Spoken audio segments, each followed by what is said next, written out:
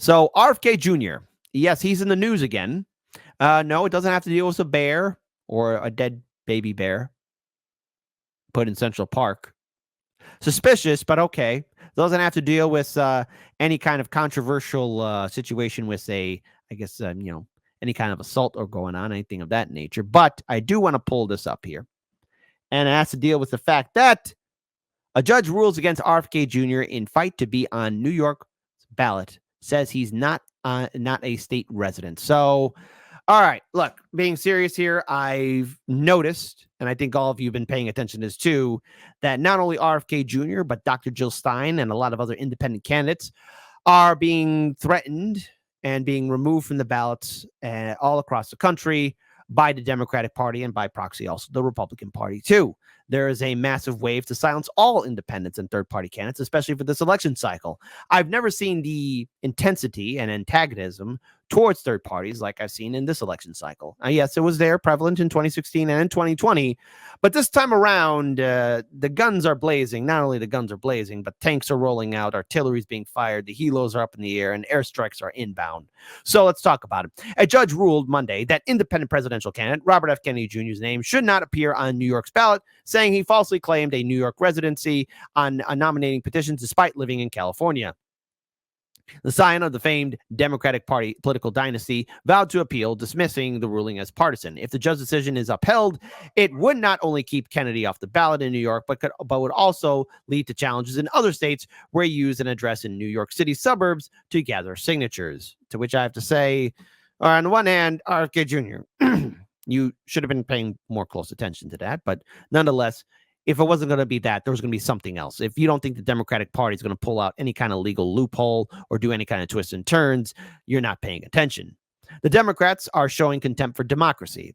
First time RFK Jr., noting that the ruling judge is a Democrat. They aren't confident that they can win at the ballot box, so they're trying to stop voters from having a choice. We will appeal and we will win. To which I have to say, good. He must keep on challenging that. The ruling came after North Carolina judge decided earlier Monday that Kennedy can remain on that state's ballot following a separate challenge on different grounds. In New York, Judge Christina Ryba concluded in her 34-page decision that the rented bedroom Kennedy claimed as his residence in New York wasn't a bona fide legitimate resident, but merely a sham address that he assumed for the purpose of maintaining his voter registration, furthering his political candidacy.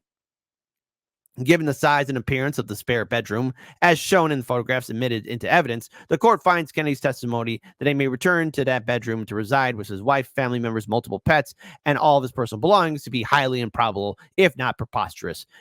Your Honor, I've seen a lot of people make do with, all sorts of kind of rooms, be it, a rented bedroom. And by the way, folks, when we look at rented bedrooms, these are the Kennedys we're talking about. Come on, folks, anybody can make do with any kind of space. I've seen very creative people out there. So Clear Choice Action, the Democrat Aligned Political Action Committee. Look at that. Clear Choice Action, the CCA, that backed the legal challenge on behalf of several voters in the state, said the ruling shows Kennedy intentionally misled election officials and betrayed voters' trust. Because, of course, folks, do you trust Clear Choice Action, a Democrat-aligned political action committee? Type 1 for Kit. These are serious people trying to ensure election integrity. I thought you cared about that. Shame on you, you awful man. Type 2, Clear Choice Action can Clear Choice suck it. Okay? I don't trust any kind of Democrat-aligned political action committee. It's very similar to any kind of Republican-aligned political action committee. They're going to do anything they can to remove third parties and independents. Why? Because Hard Lens Media, since we started in 2017, interviewed independent and third-party candidates. And you know what they all have in common? Well, jolly GG Willikers. If it isn't the Democrats kicking them off the ballot, it's the Republicans. Or hey, why not both? You see voters, you see Trump supporters, you see Kamala Harris supporters. Democrats and Republicans can get along in silencing third-party and independent candidates. Bipartisanship, it works to maintain the reality of the two-party illusion so that all the suckers, voters, continue to think that they are making a difference by voting for Team Red or Team Blue. But it's not only that. Corporate media is also joining the warpath. The silence and also despair. By the way, again, if Kennedy's disappearing, which is what we're going to see here from BSDNC, he's disappeared. How has he disappeared? He's on some ballots and still in the race, but one presidential candidate has been curiously absent from the campaign trail, and he's slipping in the polls. With the election countdown clock ticking, NBC News reports on RFK Jr.'s incredible disappearing act, noting his campaign's last public event was in Freeport, Maine on July 9th. That's more than a month ago.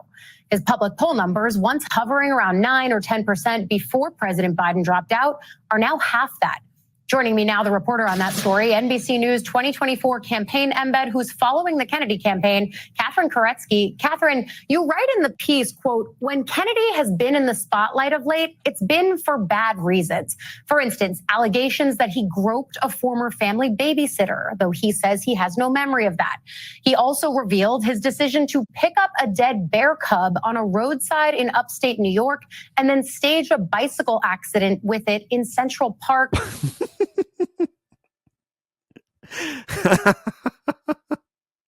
I'm sorry. The only reason why I'm laughing at it is because I actually covered that story, and in the thumbnail, I put Paddington Bear in there. Is Paddington Bear still alive? I hope he's okay. Don't we all love his adventures, especially eating marmalade sandwiches? These are not the kinds of things that most campaigns would allow to continue as the narrative, but they don't seem to be doing much to change it. What's going on here?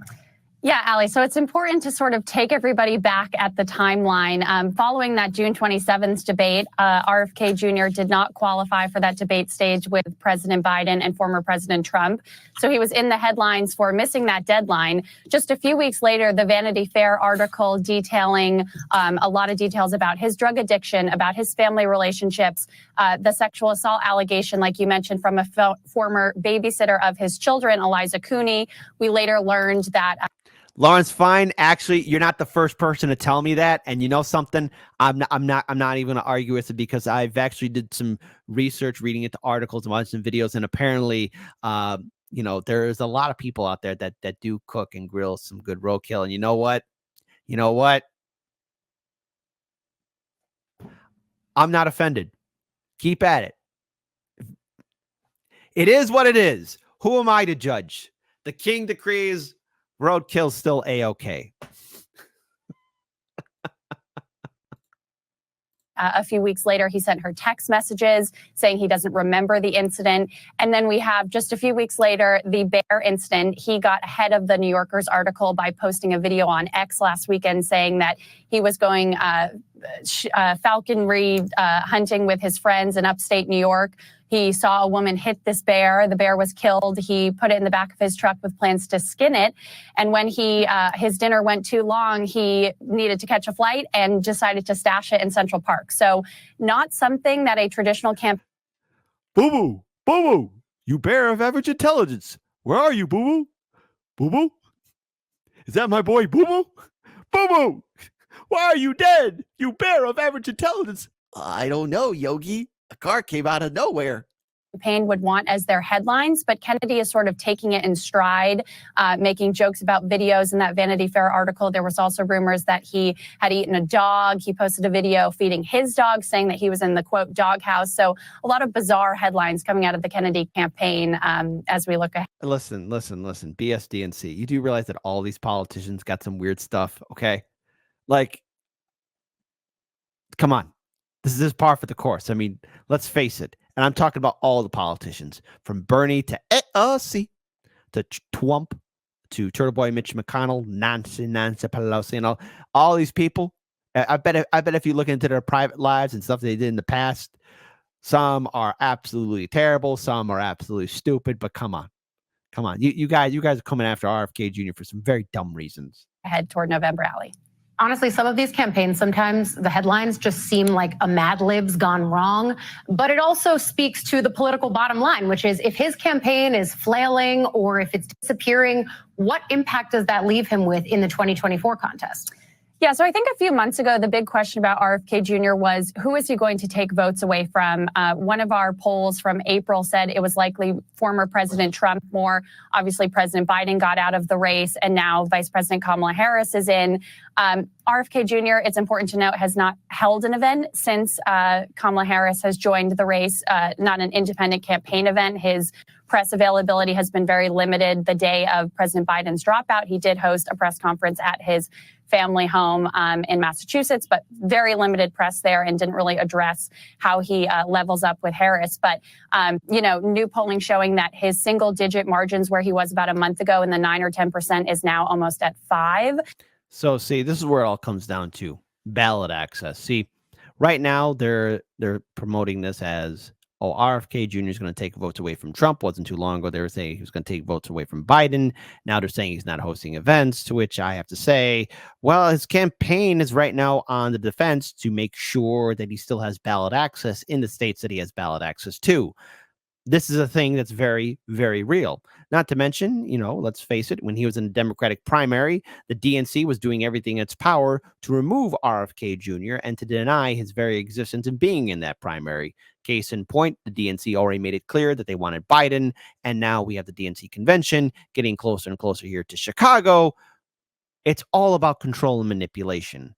And what better way than to manipulate the audiences into thinking that the most prolific third-party candidate of this election cycle is disappearing, which is not true because legal costs and time, it's again, the key word is time, is what all these candidates have to focus on. So ballot access, especially if you're a third-party candidate, means you have to shore up your defenses because he already secured Arizona and Nevada, but already off the New York ballot.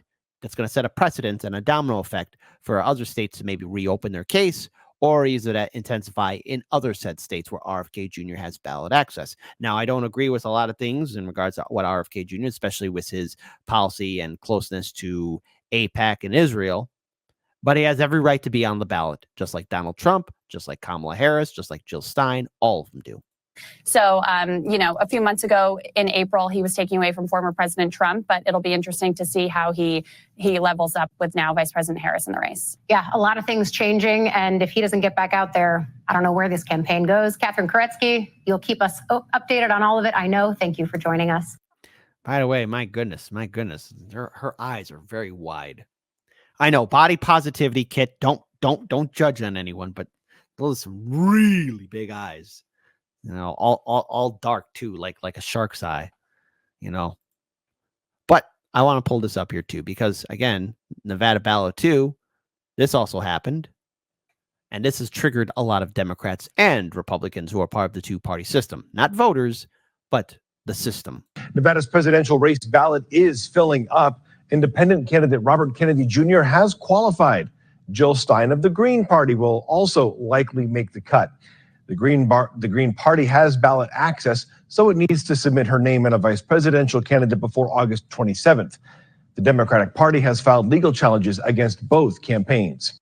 And it's the Democrats that are really right now leading the charge, but yet also the Democrats are sharing this narrative that, RFK Jr. is going to take votes away from Trump.